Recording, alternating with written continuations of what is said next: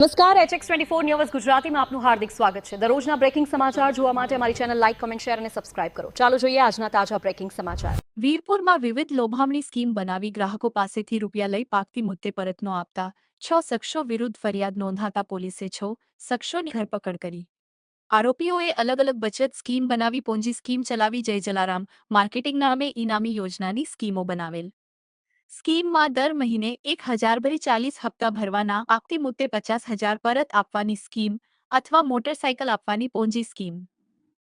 જલારામ બચત સહકારી મંડળીમાં 6% લેખે વ્યાજની સ્કીમ। વીરપુર બચત કરનાર લોકો પાસેથી સ્કીમના પાકતી મુદ્દે 0705000 જેટલી રકમ મેળવી પરત ન આપતા ગ્રાહક દ્વારા છેતરપિંડીની ફરિયાદના આધારે વીરપુર પોલીસે 6 વ્યક્તિની ધરપકડ કરી। વીરપુર પોલીસે પોન્જી સ્કીમ ચલાવનાર 6 આરોપીને પકડી કાયદેસરની કાર્યવાહી કરી। SX24 ન્યૂઝ ગુજરાતી સાથે હેમંત શેખવા, જેતપુર।